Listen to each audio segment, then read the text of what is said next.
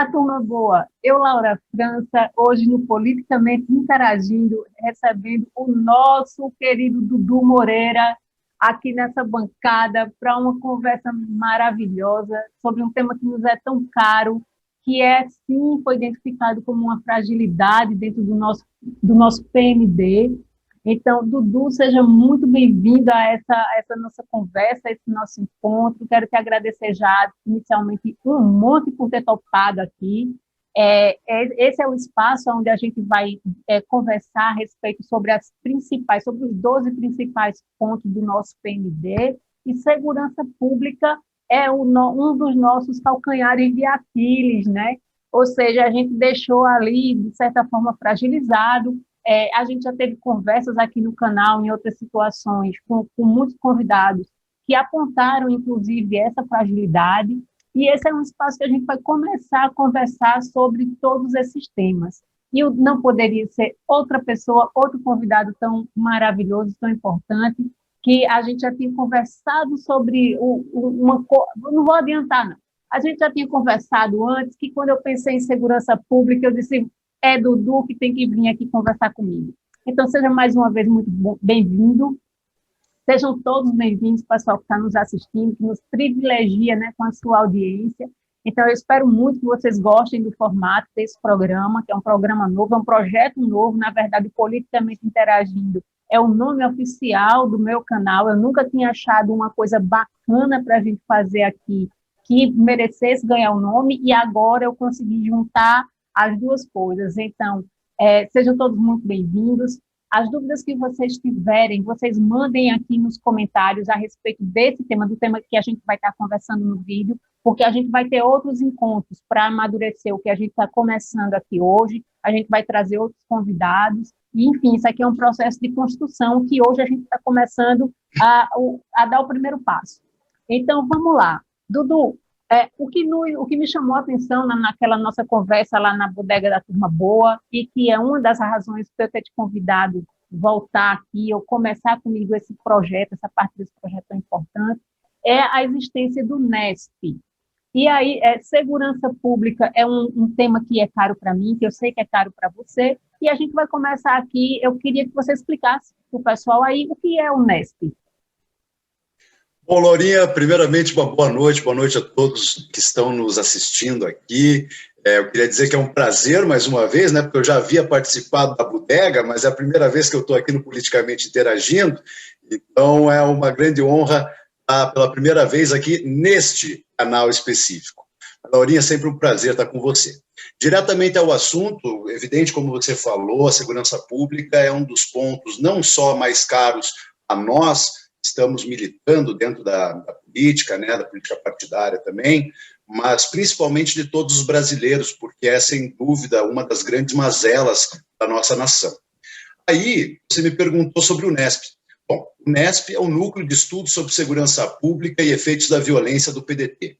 Atualmente, o NESP se encontra restrito ao PDT do Paraná, porque foi aqui onde nós conseguimos realizar todo esse projeto, fundar o NESP, e ele já ter aí um ano e meio de sua atuação formal, né, já tendo produzido resultados.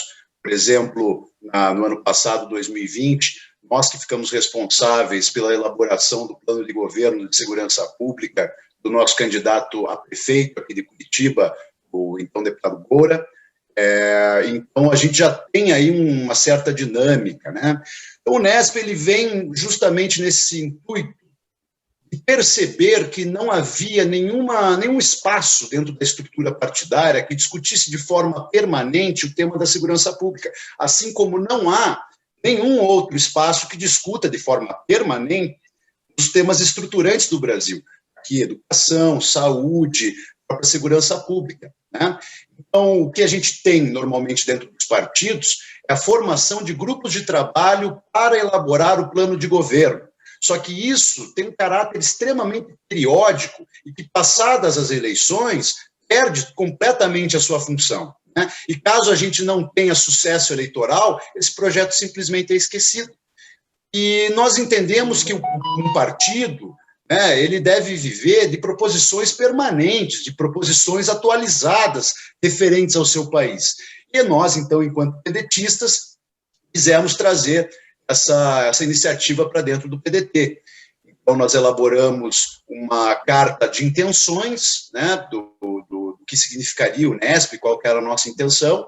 Vamos até o nosso presidente estadual, André Menegotto, que recebeu da melhor forma possível, e então, a partir daí nós começamos a caminhar na estruturação do NESP, né? A partir disso, tivemos como principal interesse trazer membros da própria academia, né?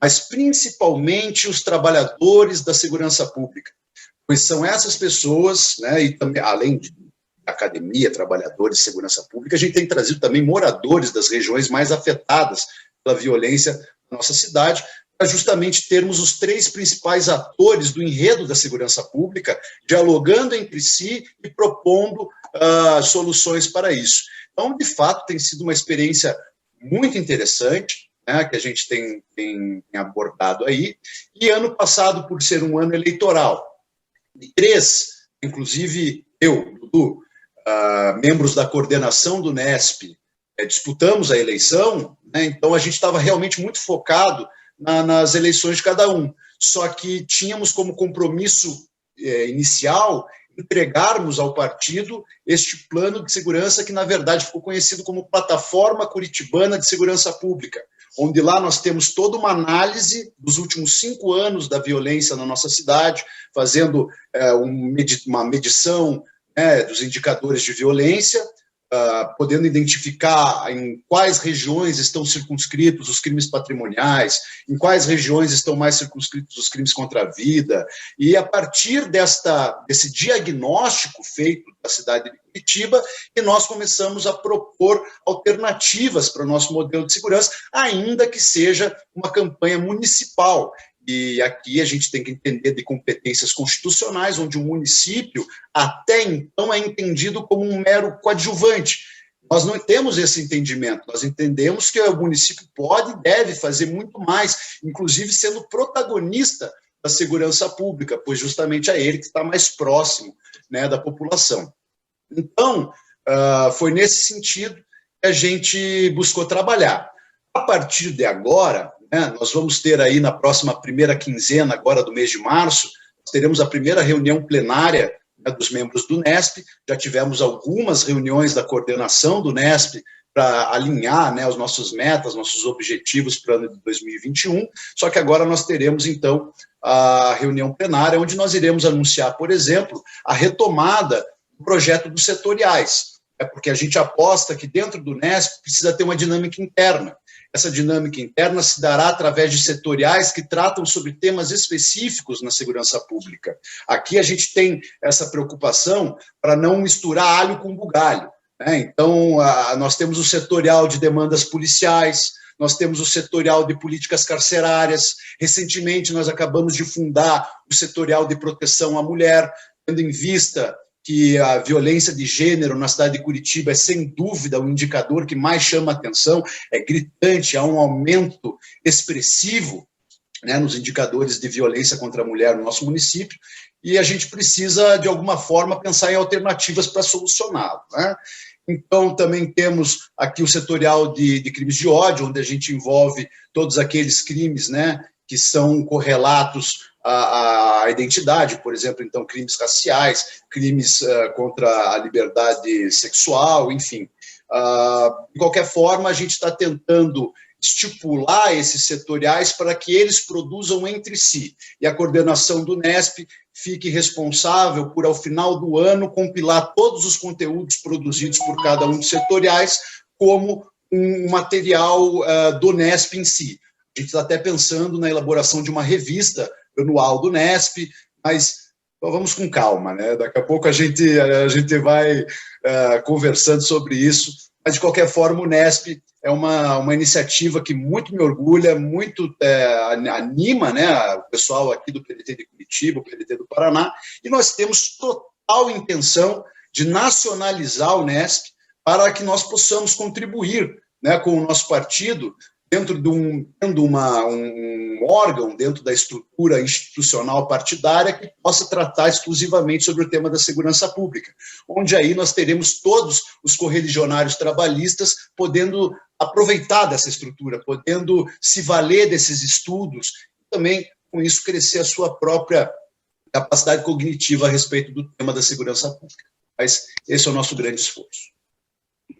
Fantástico, fantástico. Eu quero já te parabenizar assim, pela iniciativa, o PDT do Paraná como um todo, né, a estadual, inclusive, né, que acolheu a ideia, o projeto. Aí a gente sabe que muitas vezes não é fácil, a gente encontra resistências, e quero te dizer que eu fiquei assim, muito feliz depois daquela nossa conversa lá na bodega, porque em outras oportunidades que eu tive de conversar com até outros candidatos do PDT, que era ainda a época das eleições, todo mundo manifesta muito interesse em conhecer o Unesp, sabe, em participar e tal, em interagir, porque, de fato, é uma fragilidade muito grande. Tanto que a gente tem como compreensão, como a nossa proposta, né? A gente sempre tende a pensar muito, a pensar em coisas muito acadêmicas que dão resultado, vamos fazer escola e promover trabalho para que as pessoas não tenham, não vão para a vida do crime. Em linhas gerais, é muito nessa linha as propostas de esquerda, né? Quando, de fato, a gente Laurinha, precisa... Oi. E só me permite aqui fazer uma correção, porque, né, eu falando aqui parece que o Unesp sou só eu. Não poderia ser mais falso do que isso. Então eu quero aqui nominar aqueles que nos ajudaram desde o princípio. A Fernanda Beato, por exemplo, que é uma companheira que já não está mais na coordenação do Unesp, mas foi uma das fundadoras originárias do Unesp. Quero agradecer aqui a todos os meus companheiros de coordenação, o policial Martel Alexandre Belcoli, também o meu querido Lucas Miranda, mas especialmente as duas meninas da coordenação do Unesp que fazem aquele negócio andar mesmo, que é a minha querida companheira e amiga Camila Gonda, e também a Kellen Caroline. Então, eu sou muito, muito feliz e muito honrado de contar com o apoio de todos vocês, porque assim nós vamos conseguir fazer esse nosso ideal, melhorar a segurança pública no Brasil, ser conquistado. Pessoas que tenham essa capacidade de pensar o Brasil a longo prazo, que tenham um compromisso popular em resolver o drama da população. Obrigado por vocês estarem comigo nessa empreitada. Eu vou mandar um beijo aqui especial, vou mandar para todo mundo que você mencionou aí, mas um muito especial para a Camila. A Camila é uma força da natureza, né? Então, você começou falando, falei, eu tenho certeza absoluta que Camila está metida nisso, quer ver? E aí, certinho, né? Então, um beijaço aqui para a Camila. A Camila já vem muito na bodega, no Elas Conspiro aqui. Eu adoro que a Camila é uma força da natureza mesmo. Então, é isso. Então, todo mundo, sabe, Dudu, mostrou sempre muito interesse em relação ao que a gente poderia fazer, o que era que ideia era essa do Unesp. Eu também não tinha muitos elementos para conversar com o pessoal, mas é assim, é um assunto de muito interesse. E aí, você falou que tem interesse, que a proposta, a ideia é nacionalizar o Unesp, e já me conta aí, eu quero trazer o Unesp aqui para Pernambuco, o que é que eu tenho que fazer? Eu tenho que reinventar a roda? Como é que a gente pode levar isso para os nossos estados, para os nossos diretórios? Conta aí, o que é que a gente tem que fazer? De forma nenhuma, não é necessário reinventar a roda, não. O que a gente tem aqui é a necessidade, então, de ter a instituir essa entidade Unesp dentro de cada diretório, mas para isso a gente precisa apenas de algumas linhas gerais que se assemelhem dentro do plano de origem do Unesp. Isso já tem feito. Nós temos, então, o primeiro documento, o documento fundador do Unesp, na realidade, não é a sua ata de fundação. O documento fundador do Unesp é a carta de intenções que nós apresentamos à executiva do PDT do Paraná, mostrando quais eram os objetivos que nós tínhamos com aquele núcleo. Então, ali está bem delimitado, colocado especificamente quais são nossos objetivos. Isso está pronto comigo, né? Enfim, é um documento antigo que eu gostaria, sim, de disponibilizar para todos os companheiros, todos os correligionários pedetistas, Brasil afora, que tenham interesse de levar o Unesp para o seu diretório, esse documento. Além dele, todos os demais. né, os documentos em que a gente tem a ata de fundação, a ata referente à reunião de fundação do NESP, não propriamente o documento fundador, como já expliquei aqui. Mas, então, as próprias dinâmicas do NESP, como funcionam os nossos setoriais, quais são os tipos de metas que nós temos específicos para cada um deles, quais são os conteúdos que nós visamos produzir ao longo prazo, né? Então, isso tudo está de fácil alcance, porque o que eu quero dizer não é que vocês... Aqui eu estou falando, então, com um companheiro que está vendo o vídeo agora e falou, rapaz, eu quero levar para o meu diretório isso. Companheiro, não é que você não vai precisar fazer nada, não. Esqueça isso, a gente sempre que está fazendo uma iniciativa, a gente precisa se dedicar, precisa se esforçar para que isso aconteça. Agora, como a gente já está com um pouco de experiência, já tem mais de um ano de execução do NESP, a gente pode ajudar com essa experiência para que os diretórios, como é que eu posso dizer, não patinem, bastante aspas isso, mas não patinem tanto quanto nós patinamos aqui no começo, justamente por ser uma iniciativa pioneira, não ter nada que a gente pudesse usar como termo comparativo, né, para ver onde nós estávamos indo. Pois bem, agora nós temos, é o NESP do Paraná. Então, eu quero dizer ao pessoal do PDT Pernambuco, o pessoal do PDT Mato Grosso, todo mundo que tiver interesse de levar para os seus diretórios, nós estamos totalmente à disposição, não só eu, mas como todos os outros membros do NESP, estamos à disposição para auxiliar, porque nós temos esse interesse. Temos interesse não só de levar para o seu diretório, como de levar para a nacional, porque nós precisamos participar do debate sobre a segurança pública. O atual presidente da República aí está, pois explorou esse tema como ninguém, e explorou como ninguém, eu digo, não propriamente que ele tenha se saído bem nesse tema, pelo contrário, Bolsonaro jamais falou qualquer coisa na linha da segurança pública que produzisse um resultado positivo. Tudo que ele fez até hoje foi jogar para a torcida, jogar para tentar ter um apoio popular, mas sem, nenhuma profundidade científica, nenhuma profundidade metodológica. Basicamente, foram favas contadas, mentiras ali, jogadas ao vento para conquistar o voto. Então, não é isso que nós temos que fazer. Nós precisamos participar do debate, mas não para enganar a população, não para ganhar voto só. Precisamos participar do debate para anunciar o que está acontecendo com o Brasil. Porque eu ia falar um palavrão aqui, mas que a segurança pública do Brasil vai mal, todos sabemos. Todos sabemos. Agora, poucos se perguntam o porquê disso. E essa é uma pergunta fundamental. Por quê? Por que vai tão mal? E a resposta, uma das respostas, essa pergunta tem diversas respostas, mas uma das respostas principais aqui é que o modelo de segurança é replicado por todos os governos, da esquerda à direita, da dita esquerda, vamos colocar assim, até a direita. São sempre os mesmos métodos de segurança que não produzem uma profunda mudança no Brasil, né? Então, o que a gente precisa é de honestidade no debate. Precisamos participar, né? Participar do debate, não ficar só falando de compra de mais munição, mais armamento, mais viatura. Se fosse só isso que resolvesse, o Brasil seria uma Suíça. Porque nós temos o aparato. É um aparato que vem desde a ditadura militar, se mantém. Né? Então, se fosse isso, a gente estaria muito bem. Não estamos. Logo, o que fazer? Né? Então, essa é a grande iniciativa. A iniciativa é colocar o progressismo, o trabalhismo, novamente como um protagonista no debate da segurança pública. Pois esse é um dos principais problemas do Brasil. Nós, enquanto participantes e militantes da vida pública, precisamos apostar nesse debate, precisamos apostar nessa ideia. E é o que o NESP faz. Pois é, esse apartamento que houve entre o anseio popular, a participação dessa mesma população nas decisões, as questões de representatividade, né, que ficam interligadas nisso, eu acho fundamental, porque às vezes a gente critica, por exemplo, Marina, quando Marina diz assim, vamos discutir isso, vamos discutir aquilo, tudo precisa de uma discussão, né, na fala de Marina.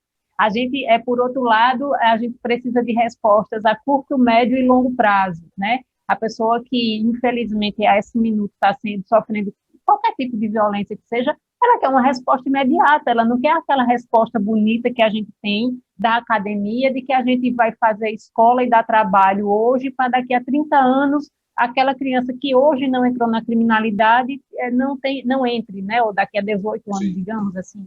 A gente precisa de construir outras respostas e precisa envolver, eu acredito que envolver a comunidade nisso, né? A comunidade como um todo, a comunidade, como você falou, todos os atores envolvidos, todo mundo que tem interesse na questão da segurança pública, né? Porque muitas vezes é fácil criticar quando você não tem a compreensão do que é a resposta. É justo, inclusive eu acho que seja justo. Ninguém é obrigado a dominar os assuntos, etc. E tal. Mas eu gostaria muito que a população, de uma forma geral, se envolvesse nesse tipo de tomasse para si essa responsabilidade, sabe, Dudu? De saber por que se a rua não tem calçamento, por que não tem calçamento? Sabe, se está faltando segurança pública ou está faltando creche, por que não tem? E se envolver, tomar para si a responsabilidade, sabe?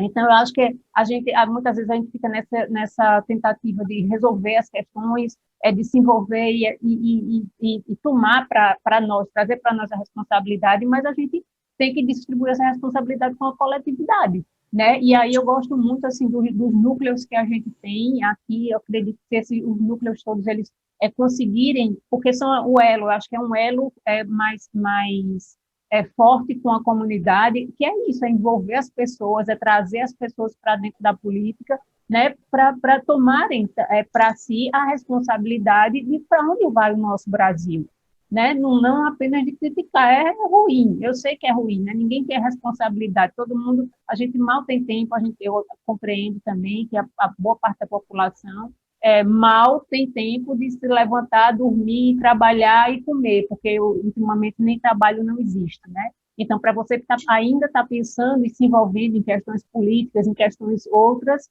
então é complexo, mas eu acredito que a gente tem que dar uma priorizada e enfatizar, sabe, das formas que a gente puder envolver as pessoas, trazer as pessoas para participar. Eu acredito, assim, eu gosto de pensar nessa ideia da coletividade envolvida. Isso, e provocar o pensamento coletivo também, né, Laurinha? A Porque reflexão, Exato, assim a gente consegue se omitir, por exemplo, do perigo dos clichês. Sim. Não há nada mais perigoso do que os clichês na segurança pública. Né?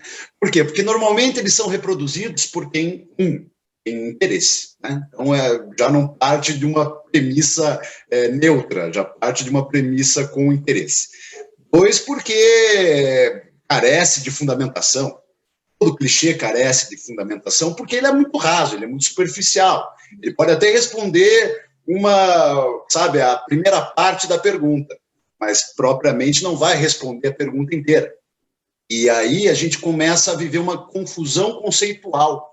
E essa confusão conceitual é o que mata o nosso país, porque a gente não consegue pensar, a gente tem reproduzido. Só que eu acho curioso isso. Reprodução é algo que também está no ser humano, mas a gente pode fazer mais, porque a gente não é só papagaio. A gente pensa, a gente articula, a gente reflete, a gente pode ter os nossos próprios pensamentos. É isso que a gente tem que fazer. É que é sempre o mais difícil, né? Que achar uma solução, achar uma alternativa, uma coisa que ninguém criou ainda, é o mais difícil, né? Por isso que os clichês são tão repetidos. É uma solução que já existe, já está ali, né? É só replicar. O clichê é replicar, né? Exato. E você tem toda a razão quando você diz que a população brasileira não tem que, entender de tudo para votar. De forma alguma. Né? Cada um na sua. Agora, o que a gente precisa é o entendimento de não poder aceitar qualquer coisa.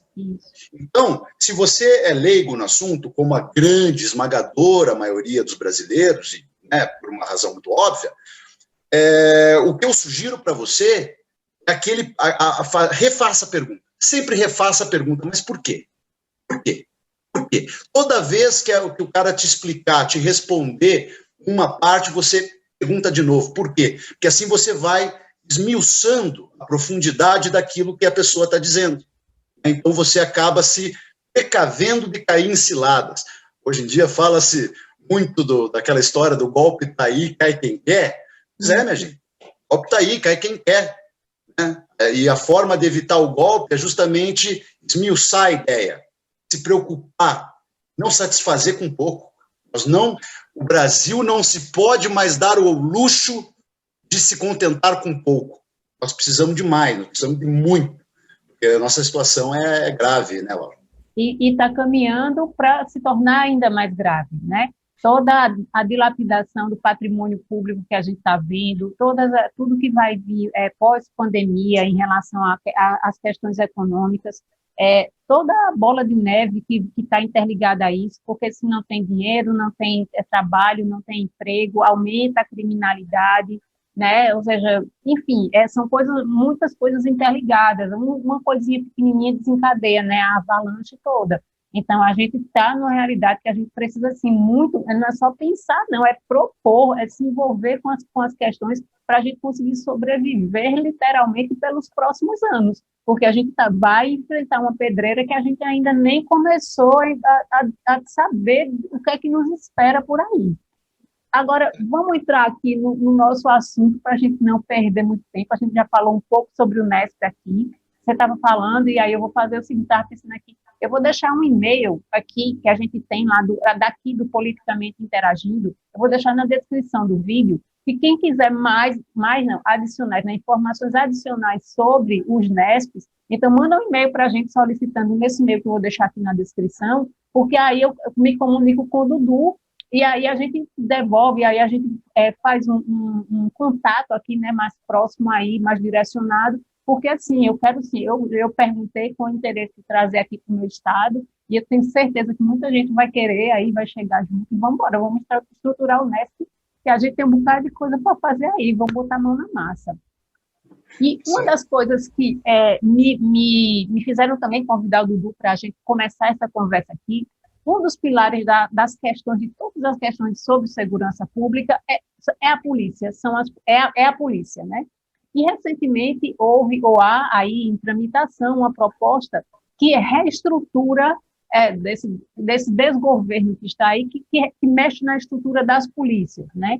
Então, isso já foi mexido de algumas formas, já existia uma proposta de unificação lá atrás. Agora, houve uma tentativa de modificação dentro dessa estrutura, que não era bem a unificação, é uma outra coisa. E aí eu pensei bastante, eu acho que isso é um tema legal para a gente começar a nossa conversa aqui.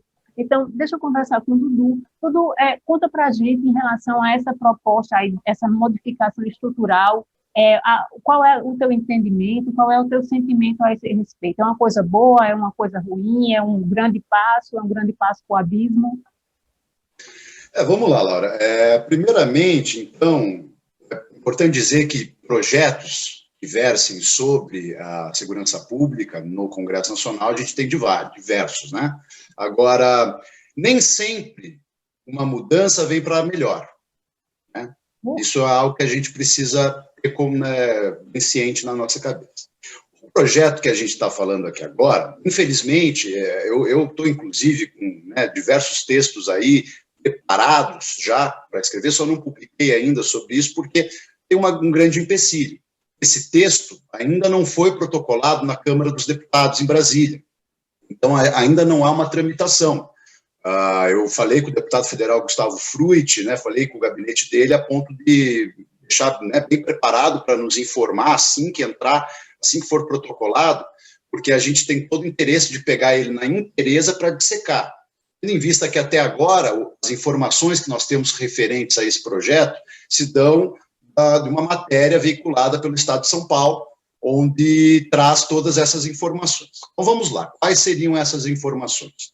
A primeira coisa é que pretende-se, é importante dizer isso, pretende-se alterar a estrutura formal das polícias no Brasil. Por que eu digo estrutura formal? Nós estamos falando primeiramente da cadeia de subordinação.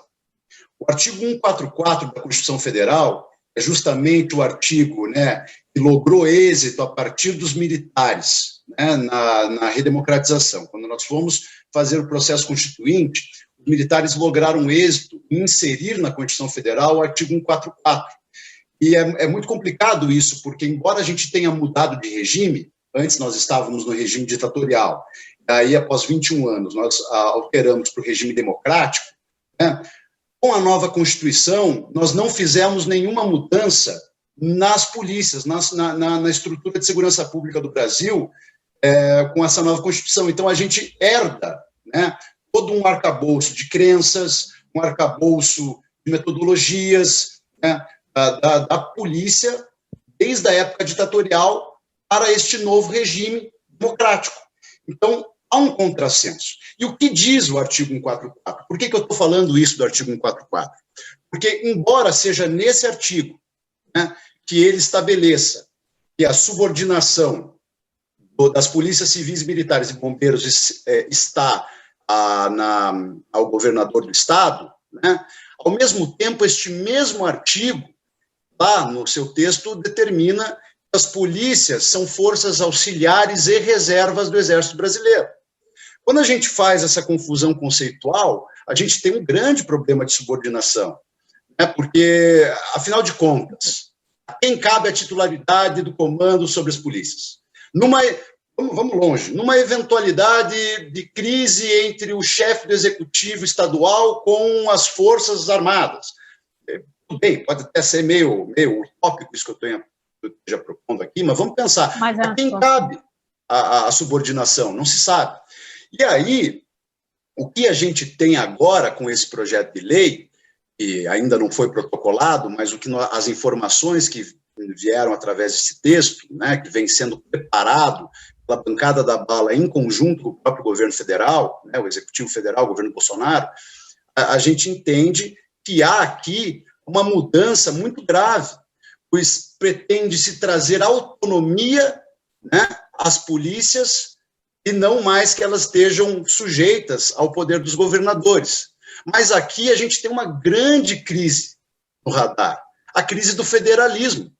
Por quê? Porque no artigo 18 da Constituição Federal, lá está expresso que a União, os estados, os municípios e o Distrito Federal têm autonomia, são autônomos. Agora, com este projeto, pretende-se passar a autonomia para uma instituição do Estado autônomo.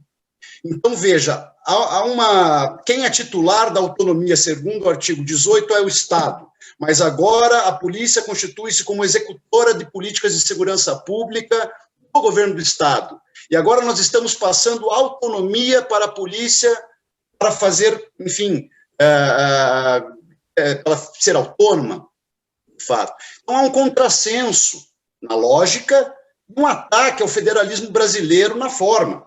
E aqui a gente precisa deixar isso muito claro, né? O próprio papel da polícia enquanto executora de política pública, né, ela se dá justamente porque quem tem que definir quais são as políticas de segurança pública é o povo daquele Estado, no período eleitoral, avaliando as propostas de cada um dos candidatos ao governo do Estado, e assim eleger aquele que mais se assemelha ao seu, e a partir daí este governador eleito irá tocar as políticas de segurança pública, orientando a própria polícia a executá-las. Então, agora com essa mudança, a gente vê algumas limitações nisso. Por exemplo, a gente tem nesse projeto a possibilidade de que o governador não possa mais escolher a seu prazer o comandante da Polícia Militar. Assim, segundo esse projeto, deverá-se ter uma lista tríplice a partir dos oficiais para que o governador escolha entre essa lista tríplice quem será o comandante do governo, e não propriamente quem seja mais assemelhado ao perfil político, de política pública do governador eleito. Então, o que você faz? Você limita as faculdades, né, do Estado sobre a sua própria... E nem da própria tropa, né? Porque você falou aí que são só os oficiais que escolheriam a fazer, ou seja, aquele corpo maior ali, que é a tropa, como é que chama? Não vota. Os praças, né? É que a gente tem, isso é importante que você disse, né? A gente tem a divisão dentro da corporação de oficiais e praças. a grande, esmagadora maioria da polícia se constitui de praças, e não propriamente de oficiais. Mas quem faria esta lista tríplice seriam os oficiais, ou seja, não refletiria, sabe... Se quer a própria face, né? Se quer a própria Exato. maioria, não é uma coisa democrática, é uma coisa já de um grupo segmentado. Exatamente. E aí existem alguns outros pontos. Então, não só na escolha do comandante há mudanças, mas há mudanças também no processo de exoneração. Então, por exemplo, segundo esse projeto, pretende-se dar um mandato de 2 anos, né, para o comandante da Polícia Militar, e com isso, caso o governador queira mudar o comando antes do fim desse período de 2 anos, ele precisará apresentar justificativa devidamente comprovada para a Assembleia Legislativa, e a Assembleia Legislativa deverá votar se autoriza ou não a exoneração do comandante da tropa. Então, mas a grande pergunta que quem está vendo o vídeo deve ser: mas por que estão propondo isso? Vamos à alegação, ao argumento da FENEM, né, que é a Federação das Entidades de Representação dos militares, das forças militares, né, dentro dos estados. Então, o argumento principal é que assim as polícias estariam blindadas, livres da ingerência política dos governadores. Mas, ora, é algo realmente muito complexo, porque ao passo que você propõe esse projeto sob o argumento de retirar a ingerência política, ao mesmo tempo abre-se espaço para uma disputa política dentro do executivo. Ou seja, há a possibilidade de antagonismo entre o chefe do executivo e o comandante da tropa.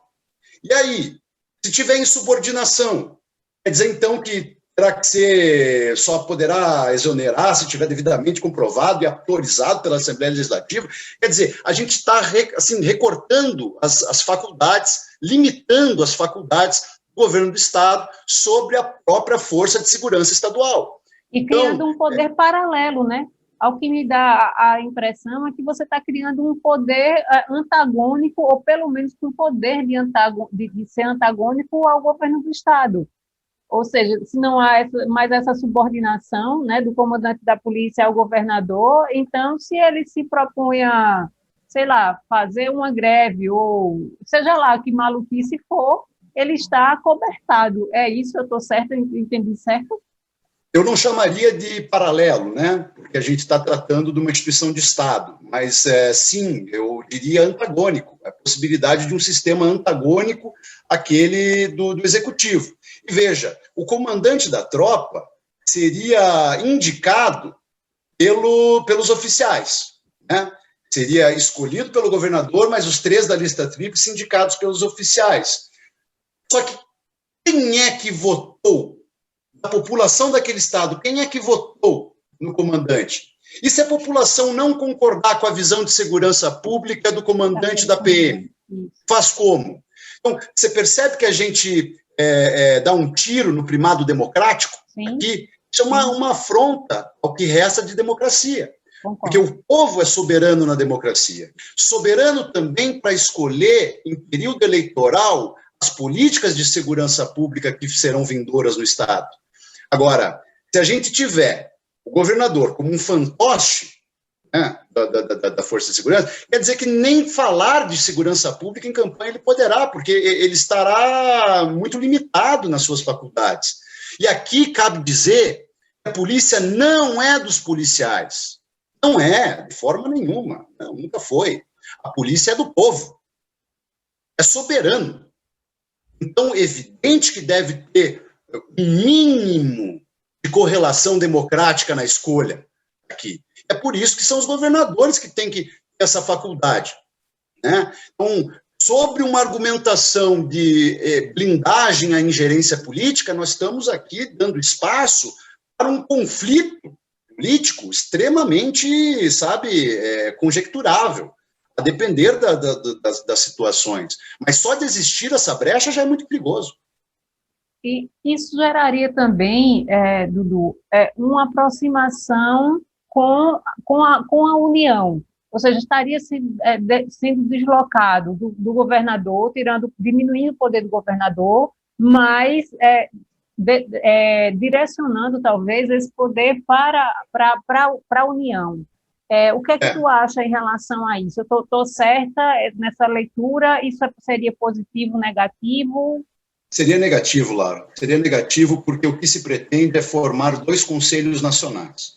O Conselho Nacional dos Delegados de Polícia, que vale para a Polícia Civil, e o Conselho Nacional dos Comandantes de Polícias Militares. Né? Então, aqui nós estaríamos criando, né, formalmente, uma estrutura hierárquica superior ao próprio chefe do Executivo Estadual. Ou seja, o que for decidido dentro do Conselho haverá capacidade de uniformização nacional. Né? Agora, volto a dizer, particularidades e particularidades, os problemas que o Estado de Pernambuco tem na área da segurança pública podem até se parecer, mas não são os mesmos que o problema que nós temos aqui no Paraná. O problema que o pessoal tem no Mato Grosso pode até ser parecido, mas não é propriamente os mesmos que existem no Estado de São Paulo. Então, o que a gente tem aqui é que, de fato, cada qual com sua realidade e cada realidade com suas alternativas e soluções. Então, quando você padroniza isso tudo como se fosse tudo a mesma coisa, não me parece haver efetividade. Né? E, além disso, você está dando uma perigosa aproximação de quem tem a titularidade do porte de arma, né, do Estado para atender os interesses, né, da União. Então, aqui, é evidente que a gente tem o interesse de fazer um debate macro aqui, e até agora estamos fazendo, mas permita-me focar agora na situação atual do Brasil. Então, veja, nós estamos em 2021. Esse projeto provavelmente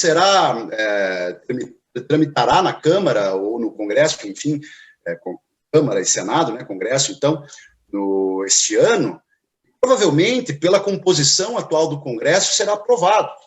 E se aprovado for em 2021, a partir de 2022 tem a possibilidade de começar a valer. E se valer, a gente tiver uma aproximação tão grande daqueles que têm porte de arma no Brasil com o governo federal, reduzindo a influência dos chefes do executivo estadual, justamente em um momento de tamanha polarização política e ideológica, com o nosso atual presidente já tendo dado sinais de que não aceitará o resultado eleitoral que não seja a sua vitória, ao exemplo do seu ídolo, Donald Trump, né, dizendo, inclusive, que nós teremos situações piores aqui no Brasil, caso ele não vença, soa como muito preocupante, muitíssimo preocupante. Porque é importante dizer um número. O número de policiais na ativa no Brasil constitui-se em cerca de 400 mil pessoas. Isso é quase o dobro do que nós temos na ativa do Exército. Então, para vocês, não que esteja acontecendo isso, mas vamos entrar no terreno da suposição. Caso o presidente da República esteja querendo dar um golpe, se ele tiver a capacidade de falar, né, com os comandantes das polícias, para ele é muito mais fácil fazer do que propriamente envolver as Forças Armadas nisso. Né? E aí você tendo um Conselho Nacional que une todos esses comandantes, que é subordinado à União, né, que será feito a partir de lista tríplice, né, e que, além do mais, né, a gente não falou disso ainda, mas tem uma coisa pitoresca nesse projeto, que é a instalação da patente de tenente-general, brigadeiro-general dentro das polícias militares, patentes essas que hoje são exclusivas das Forças Armadas, significa que é muito mais fácil você organizar qualquer tipo de ação antidemocrática com menos gente do que com a tropa inteira. Né? Então, quando você tem essa possibilidade de falar com quem de fato exerce o poder de comando, pode ser que a gente esteja abrindo um precedente muito perigoso para o Brasil, a curto prazo, inclusive. Agora, só vamos esquecer Jair Bolsonaro, vamos esquecer os nomes que ocupam. Só de existir essa permissividade, só de existir essa possibilidade de aproveito de um chefe de executivo federal sobre os estaduais, me parece algo muito ruim que nós temos que nos preocupar e militar contra. Eu concordo. Você estava falando aí e me veio à mente aquela situação que houve lá em Sobral, com aquele, né? Isso eu pensei naquilo ali maximizado, né? Potencializado, na verdade, porque aquela situação que foi já tão absurda que aconteceu ali, né? Partindo de quem? De um grupo de policiais, e aí a gente não está nem entrando ainda na esfera de milícia. Hoje a gente não vai nem entrar aqui em armamento e nos decretos aí que flexibilizaram tantas coisas. Isso vai ser um assunto para uma conversa posterior. Hoje a gente está falando aqui de polícia e dessa jabuticaba aí que está querendo ser criada, né? Porque,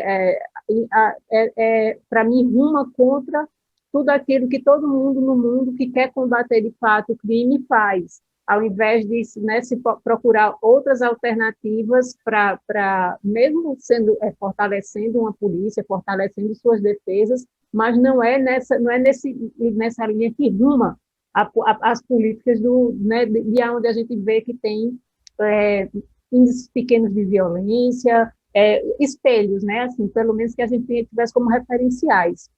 Mas conta aí para a gente, Dudu, um pouco dessas inovações aí, dessa proposta, além dessa criação aí, desses portos, o que é que tem mais? O que é que significa também a criação desses postos, dessas patentes, né? Novas patentes que você falou. Essas patentes, na verdade, o que significa é apenas mais gasto público. Porque qual é a diferença do posto de coronel, atualmente é quem comanda a tropa, para o posto de general?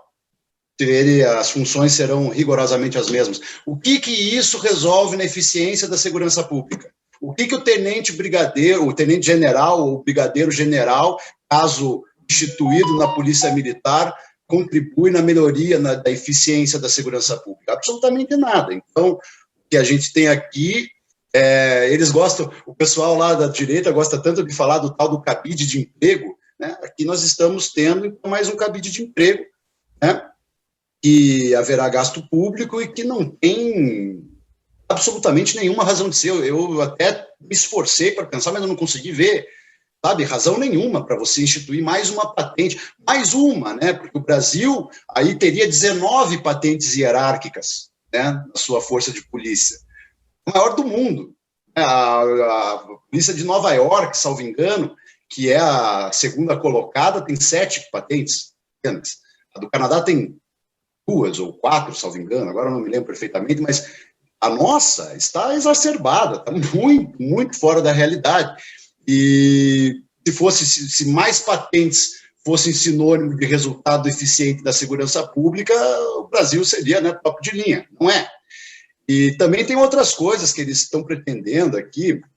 A gente tem, por exemplo, a tentativa de padronizar os uniformes das polícias Brasil afora. Ora, mais uma vez me pergunto, o que isso traz de eficiência para a segurança pública? Fora mais gasto público. Cadê o pessoal da austeridade? Sério que vai querer gastar dinheiro dos estados ou mesmo da União para mudar o fardamento das polícias? Por quê?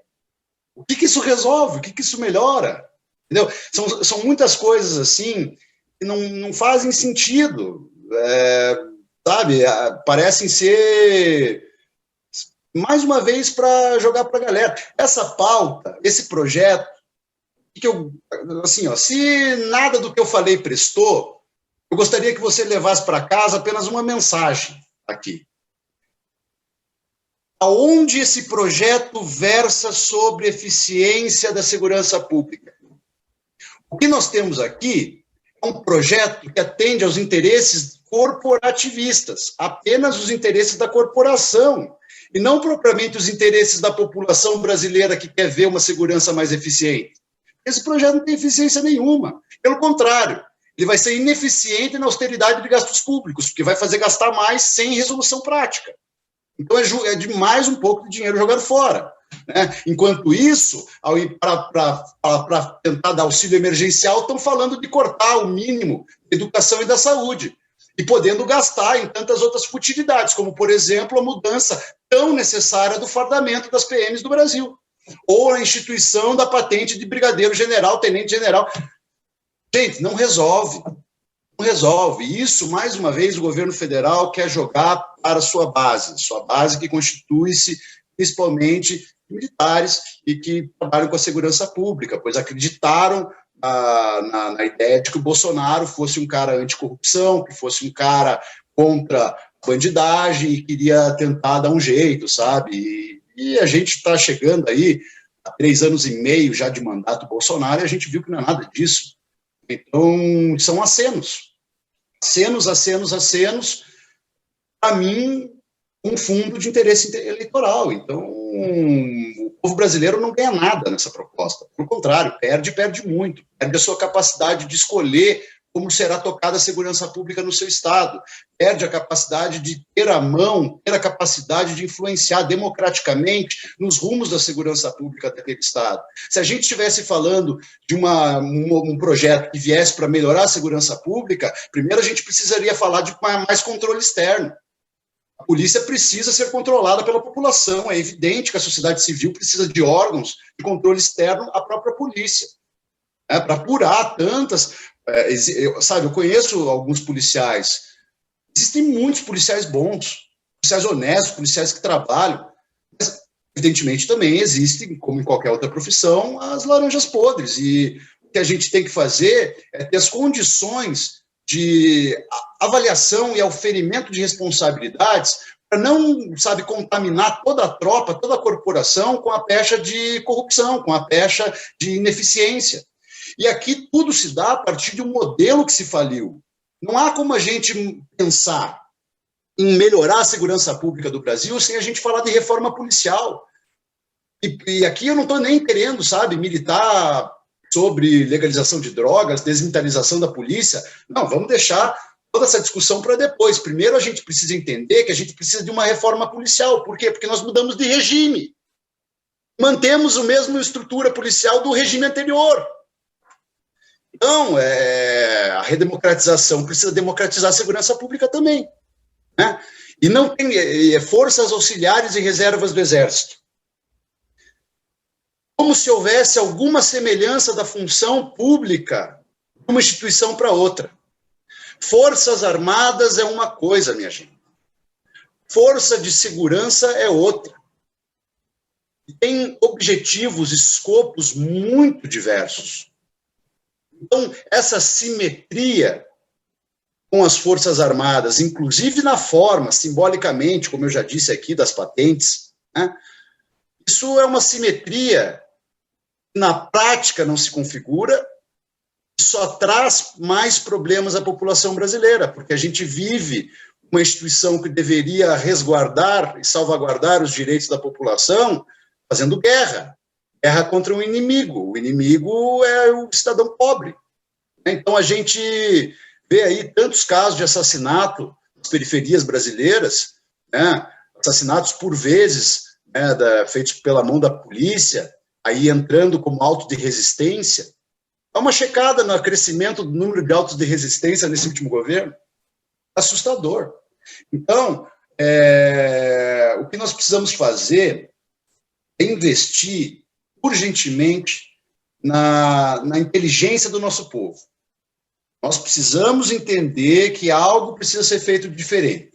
E esse algo, eu estou falando aqui do início. Não quero nem me aprofundar aqui aonde a gente vai. Mas, pelo menos, a gente tem que concordar que uma reforma policial, uma reforma da segurança pública brasileira precisa ser feita. E aqui os policiais que estão me vendo não tem que achar que eu estou falando isso porque vocês são ruins. Pelo contrário, o modelo que é ruim. O modelo não só é ruim, como ele é incompatível com a Constituição Cidadã. Mas eu já disse, e vou repetir mais uma vez, a terceira vez que eu vou falar isso para não deixar dúvida. Nós mudamos de regime. A ditadura acabou. Tem gente que eu sei que não quer, mas a ditadura acabou, minha gente. Tá? Então, nós não podemos, dentro do modelo democrático, viver um sistema policial, um sistema de segurança que seja rigorosamente o mesmo que era na época de ditadura. Por quê? Porque nós mudamos o regime. Então, também precisamos mudar o regime da segurança pública. Ou vocês acham que tá bom? Boa segurança pública no Brasil? Não está, minha gente.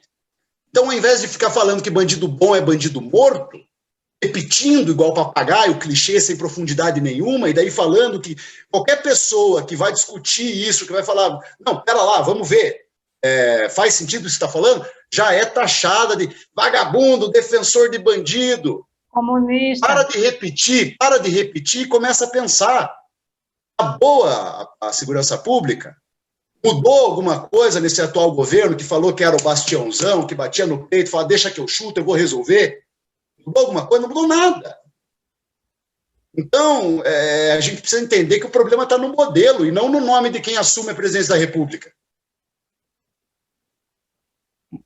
E assumir a responsabilidade de construir uma alternativa nova, né? Uma alternativa diferente, porque e que tem as nossas características, porque o que a gente mais faz em relação à legislação é importar modelos, né? Como se a gente pegasse uma coisa que faz sucesso na Suécia e empurra a goela abaixo aqui no Brasil e vai dar certo. E a gente já viu que não dá, né?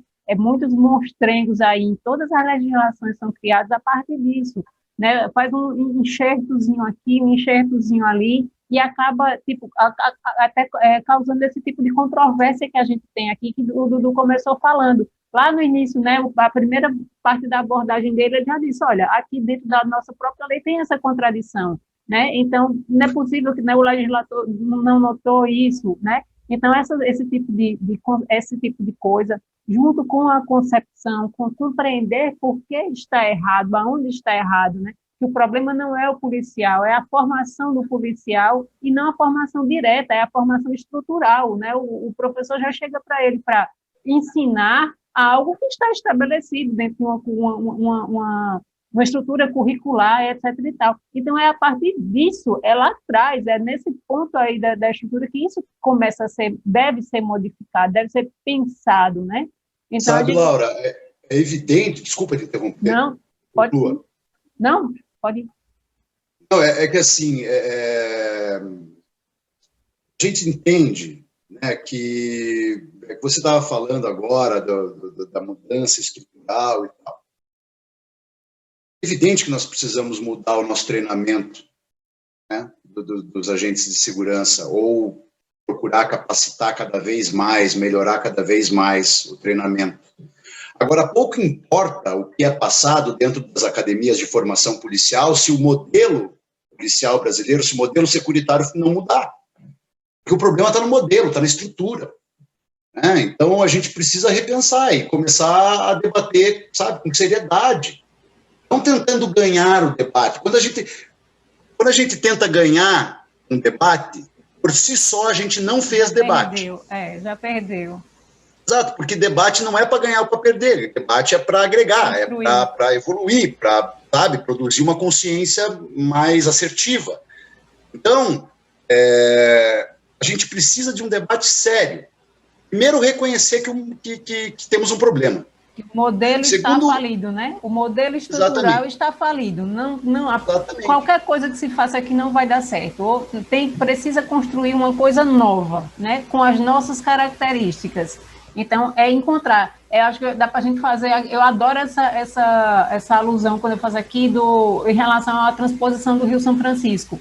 Precisava fazer a transposição, mas a forma que tradicional, a forma que seria feita pela tecnologia, pelas ideias que tinha naquele momento, agredia muito o meio ambiente. Então, Marina foi lá e disse, olha, do jeito que estão propondo, eu não vou liberar, não vai fazer isso aqui. E aí foram obrigados a pensar numa nova estratégia, criar um novo projeto com técnicos diferentes, com seja lá o que fosse, para construir, fazer a transposição, mas de uma outra forma, né? Então, eu penso que é uma boa linha de pensamento a gente tentar trazer isso também para a questão da segurança pública. Né? Não adianta a gente importar modelo, não adianta a gente apenas criticar, a gente tem que se propor a construir a coisa nova. E eu acho que é isso que a gente está começando aqui agora, ou não, Dudu? Conta aí. Claro que estamos começando. O que a gente está fazendo aqui já é muito, muito importante, né? Pode ser que quem esteja nos ouvindo agora, nos vendo, venha discordar, falar, não, esse cara aí, esse careca aí está falando muito de besteira. Mas a gente, bem, Discordância faz parte. Agora, o que a gente precisa é ter, sabe, a honestidade de entender que nós precisamos debater seriamente sobre a segurança pública do Brasil. E debater sobre segurança pública não quer dizer nos colocar em lados opostos ou lados iguais a qualquer um, porque não existe lado nessa história. O lado é da melhoria da segurança do povo brasileiro. Esse é o único lado que existe. Então, quando nós estamos aqui, nós não precisamos entender que ao falar um conteúdo, nós estamos indo contra A ou contra B. Isso eu estou falando, evidentemente, para os policiais que estão nos ouvindo agora e acho que, se acharam que eu falei alguma coisa aqui que vai contra os seus interesses, não é porque eu sou contra a polícia de forma nenhuma, nem contra os policiais. Eu entendo a extrema importância que a polícia tem para o funcionamento em sociedade. Agora, o que eu também entendo é que esta polícia está colocada sobre um modelo que faz com que ela seja ineficiente, por mais eficiente que sejam seus agentes. Consegue compreender? O problema aqui está no modelo de segurança, na estrutura formal da segurança pública brasileira. Isso sim precisa ser repensado. E aí tem diversas possibilidades, né? Mas o que a gente tem que entender é que a gente tem que debater. E aí, não ficar sujeito a projetos como esse, sabe? Achando que, puxa, agora vai melhorar as coisas porque aceitaram um projeto corporativista. Ora, eu vou te fazer uma pergunta. Tem uma coisa que eu não falei até agora sobre esse projeto que, a princípio, vai estar no texto, né? Pode ser que mude, mas, a princípio, saiu no Estadão e isso estará no texto. E é a possibilidade de promoção daqueles agentes que estejam, né, indiciados em inquéritos policiais ou réus em processos judiciais ou administrativos. Logo, aquelas pessoas que têm qualquer tipo de situação que as faça responder um inquérito ou um processo judicial ou administrativo, ainda assim poderão ser promovidas. Agora, tudo bem. Vamos forçar a barra, vamos pensar que nem todas as pessoas que estejam respondendo, verdade seja dita, não é forçação de barra. É como as coisas são mesmo. Então, pode ser. Nem todo mundo que está respondendo um processo é necessariamente condenado, né? Ou seja, não necessariamente é culpado, pensando em quem está nos assistindo, né? Exatamente. Então... Muito obrigado, Laura, porque aqui você disse, em outras palavras, o princípio da ampla defesa do contraditório. Obrigado, é apenas isso que nós precisamos. Mas então, vamos lá. Se mesmo que a pessoa que vá ser promovida esteja respondendo a algum processo ou inquérito, seja um bom oficial, ao mesmo tempo pode ter tantos outros que assim não o sejam. E só da gente permitir, possibilitar essa brecha, né, é muito complicado, porque qualquer permissividade com desvio de conduta é ruim em qualquer atuação, muito pior no nicho da segurança, que são pessoas que andam armadas, né? Então, por exemplo, essa é uma das inovações que se dariam através desse projeto. E aí eu quero lembrar você, né, do nosso presidente da República em campanha, dizendo que o policial não podia trabalhar, né, tendo medo de ser julgado por um tribunal depois. Ele ainda diz isso, né? Exato, excludente de licitude que ele fala, excludente de licitude que ele tanto fala. Isso aqui não é uma excludente de licitude, mas é sabe, jeitinho brasileiro disso, porque para você falar, veja, tudo bem, está respondendo aí o inquérito, está respondendo ao judicial, não nada, vamos te promover, vai assunção, vai fazendo a subida na carreira, porque você está certinho, e muitas vezes essa pessoa pode ter, enfim, cometido qualquer desvio de conduta que venha a prejudicar, né, a sua própria noção de espírito público, por assim dizer. Então, é perigoso. Eu pergunto a você, povo brasileiro que está nos vendo aqui agora, você se sentiria mais seguro ou inseguro, sabendo que os policiais que eventualmente cometam desvios de conduta podem ascender na carreira, podem ser promovidos? A minha resposta, você pode ter uma resposta diferente, mas a minha resposta é não, eu não me sinto mais seguro, de forma alguma.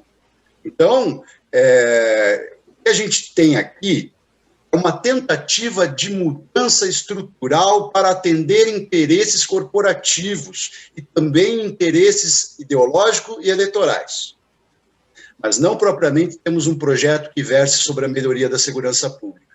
Aí eu retomo ao início da nossa conversa. Lembra que eu disse? Nem toda mudança vem para melhor.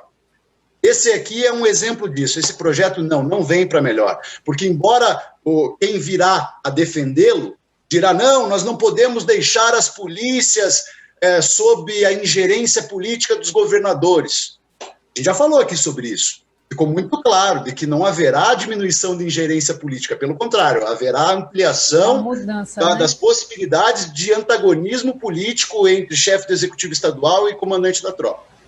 Então, a ingerência política, na verdade, só muda de mãos, né? Porque Exato. Sai da mão do governador, mas sobe para a mão de quem né, tá lá em cima. Então, não é necessariamente esse o problema, né? Não é aonde está a ingerência, né? O nível hierárquico que está a ingerência. Com certeza. Então, nós temos muita coisa para fazer. A primeira delas é rechaçar esse projeto assim que ele chegar. Então, o Unesp aqui vai cumprir uma função muito importante. Quando eu falei com o presidente Lupe sobre a situação de nacionalizar a Unesp, fui me questionar sobre quais eram os caminhos, como poderia ser ajudado nisso. E uma das coisas que eu havia dito sobre esse projeto, dizendo que nós queremos fazer um documento orientador à bancada do PDT em Brasília a ir contra esse projeto. Esse projeto não tem nada que venha melhorar a segurança pública do povo brasileiro. É o único titular do nosso dever de trabalho, do nosso compromisso, é o povo, não mais ninguém. É isso. Dudu, me diz mais uma coisa. Dentro desse projeto, dentro do que a gente já conversou aqui, ainda tem mais algum detalhe, alguma coisa que tu considera importante, que queira trazer já nesse momento aqui para a discussão? Tu prefere aguardar mais para ver o que é que vai vir dessa proposta? Me fala aí em que a tua avaliação. Não, com certeza. Eu acho assim. Até onde a gente já foi com o tema, se a gente já extinguiu. Veja, é importante dizer, como eu disse no início, este projeto ele não está em trâmite ainda no Congresso. Então, a gente não tem nenhuma base oficial, né, de avaliação do texto. Contudo, ele não deixou de se tornar público, pois uma vez veiculado informações sobre este projeto em periódicos de grande circulação no país, como é o Estadão, a gente ali pôde colher essas informações. Então, eu acho que a gente até agora avançou bastante, estamos suficientemente abordados no tema, contudo, a gente precisa lembrar de que isso tudo ainda virá de forma oficial, ainda será protocolado na Câmara dos Deputados, e a partir daí nós vamos ter uma grande movimentação. Essa notícia do Estadão, salvo engano, é do dia 18 de janeiro, 15 de janeiro, eu acho, 15 de janeiro. E ali a gente não teve mais nenhuma movimentação a partir disso, né? Nenhuma novidade referente a esse projeto. Então, todas as entidades, né, que militam por uma segurança pública mais progressista, mais, enfim, eficiente, por assim dizer, a gente tem conversado bastante, eu tenho conversado com o Dr. Orlando Zacconi, com o Luiz Eduardo Soares, também com o Coronel Ibs, no sentido da gente promover ações conjuntas de todas essas entidades, aqui o Unesp também, mas a priori nós precisamos primeiro ter o texto oficial para assim a gente conseguir fazer uma análise mais aprofundada. Mas tudo que veio, né, a público não deixa de ser público e a princípio será o que o Planalto vai tentar apresentar mesmo. Se for aquilo, aí é muito grave mesmo, porque tudo que eu disse aqui nessa conversa tende a se realizar, e aí nós teremos um grande pepino, melhor do que pepino, uma grande jabuticaba. Pois é, e aí eu gostei, assim, tanto gostei muito da conversa aqui que a gente teve, eu acredito que foi muito, muito didática, a forma que a gente abordou esse tema. Uma coisa que eu acho sempre que a gente militância e a gente, como povo brasileiro mesmo, na verdade, se perde muito, por exemplo, quando teve a reforma trabalhista, ela foi até um pouco falada, mas para o eleitor mais simples ali, para ele não chegou tanta informação. E hoje a gente está tendo a possibilidade aqui de trazer um elemento que é importantíssimo à discussão quando ele nem começou ainda, de fato, a tramitar. Então, talvez, se a gente consegue fazer um bom trabalho com esse tema, aqui junto com a nossa militância, com as nossas bases, aqui com o PDT do Brasil todo, então, quando isso chegar, vier à tona, quando isso começar a tramitar, a gente vai ter uma outra postura, porque a gente vai conhecer o tema, a gente vai saber do que é que está sendo tratado, vai poder tecer críticas e vai poder pressionar os nossos deputados, a nossa bancada, né, o Senado, para tentar não deixar isso acontecer. Né? Então, eu penso que hoje a gente está começando a fazer a coisa da forma certa, ou seja, a gente está se inteirando de um assunto antes que a bomba esteja já explodindo, né? Ou já explodiu, quando não nos resta fazer mais nada, que é o que acontece. A gente esteve conversando recentemente sobre a autonomia do Banco Central, esse projeto que existe aí. Eu até ri na hora que você estava falando aqui sobre as exigências para expulsão e para substituição, não era nem expulsão, era para substituição do comandante da polícia, exoneração. Que existe dentro do projeto, né, como é tão detalhado, como tem tantos requisitos, e, na verdade, na proposta do governo para o presidente do Banco Central, né, para o cargo de presidente do Banco Central, é exatamente o oposto. Né? Quem está propondo que tenha todo esse monte de requisito é o Senado, é uma proposta que está tramitando no Senado. Então, ou seja, para umas coisas, né, existe um extremo cuidado e uma extrema protetividade, e uma sistemática diferente, e para outra, né, a instituição do Banco Central, que por si só é uma formação de um outro poder ali também, porque gera uma coisa muito parecida com isso que a gente estava falando, né? Às vezes eu vi muitos memes aqui em relação a colocar a raposa tomando conta do galinheiro, né? Ou seja, essa proposta do governo aí para o Banco Central seria isso. E me parece, poderia ter meme melhor. Sabe? E aí me parece que essa proposta também aí da segurança pública, tanto ela serve muito para proteger um determinado grupo, né? Para que isso vincule a quem esse grupo vai proteger politicamente. Ou seja, eu penso que seja também uma raposa sendo colocada ali para tomar conta do galinheiro. Mas dessa vez aqui, fala. Não, e é muito importante que você disse isso, né, que nós estamos já nos antecipando, portanto, falando, discutindo um tema, inclusive antes dele estar tramitando oficialmente, até porque a gente tem visto nessa nova composição do cenário no Congresso, da nova mesa do Congresso, uma celeridade assim nunca antes vista, né, na história para os projetos do governo.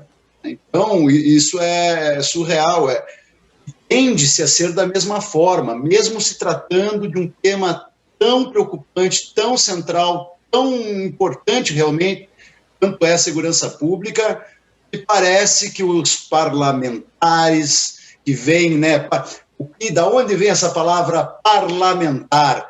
E parlare, essas pessoas não estão nem parlando mais, não estão nem mais debatendo, só estão, parece que o Congresso brasileiro se tornou um grande cartório de, carimbos, o que o governo federal manda, vai passando, não se debate, não se há espaço para crítica, não se há espaço para reflexão. Veja, aqui pouco importa se a pessoa concorda ou não concorda, agora, fato é que o espaço para reflexão, o espaço para o debate não está sendo dado. A gente está fazendo tudo a toque de caixa, como, nossa, faz para ontem, senão o mundo vai acabar amanhã.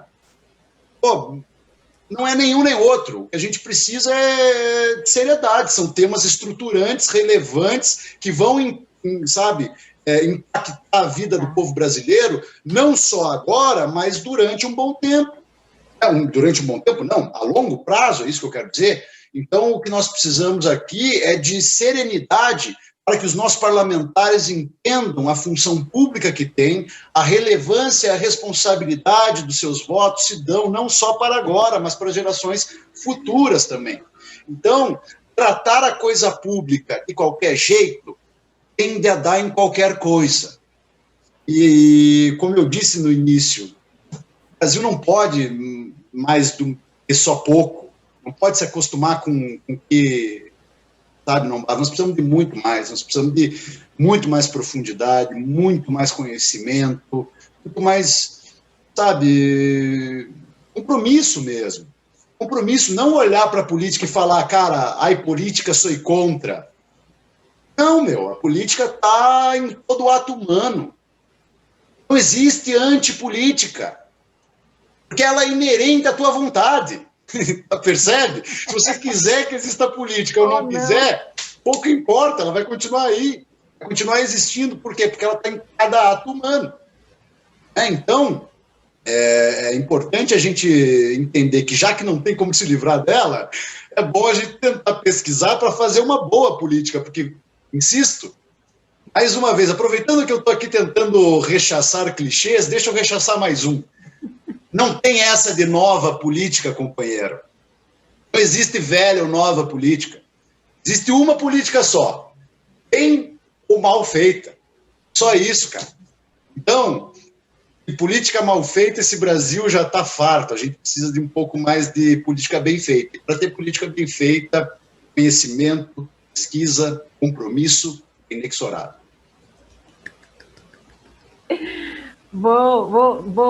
Vamos encerrar aqui com essas palavras maravilhosas de Dudu aí. Gente, eu espero muito que vocês tenham gostado demais aqui dessa nossa conversa, porque eu adorei. Eu disse a vocês que isso aqui era um primeiro encontro, né, sobre o tema segurança pública, então, com certeza, vamos ter outros aqui.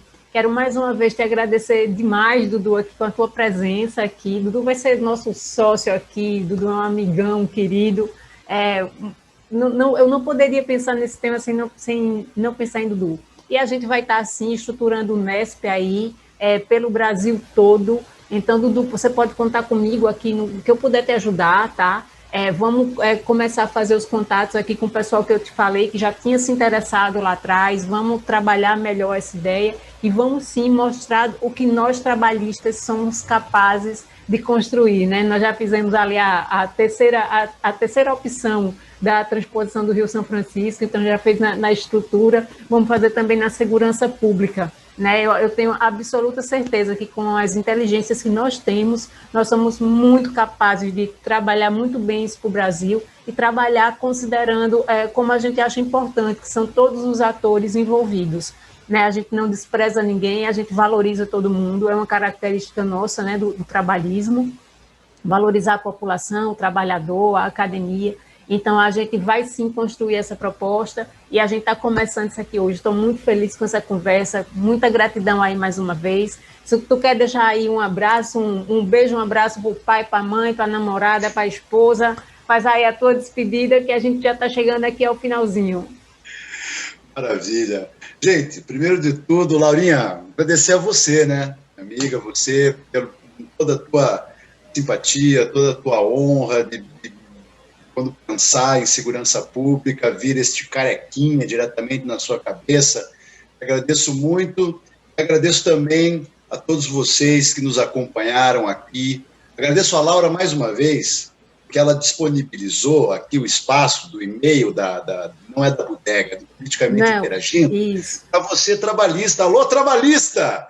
Você aí em qualquer parte do Brasil que esteja nos vendo agora, você que quer levar a iniciativa do Nesp, quer levar uma iniciativa de pensamento da segurança pública de forma permanente para o seu estado, manda um e-mail aqui para baixo, está na descrição aqui do nosso vídeo, entre em contato com a Laura, fala que está interessado e a Laura vai te colocar em contato comigo ou com qualquer outro membro do Nesp, da coordenação, que vai poder auxiliar. A gente tem esse interesse, a gente quer levar método científico para a política, a gente quer provar que uma política bem feita pode sim acontecer, pode sim ser executada, e eu estou muito esperançoso porque, veja, eu estou no sul do Brasil agora, a Laurinha está lá no Nordeste, está lá em Pernambuco, e nós estamos aqui 9h56 da noite, debatendo sobre um tema tão importante para o nosso país, fora de período eleitoral, porque, veja, a tal da política, né? Goste dela ou não goste.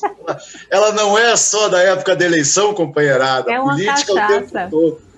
Exatamente, exatamente. Então, eu só quero agradecer a todo mundo. Muito obrigado, estou à disposição.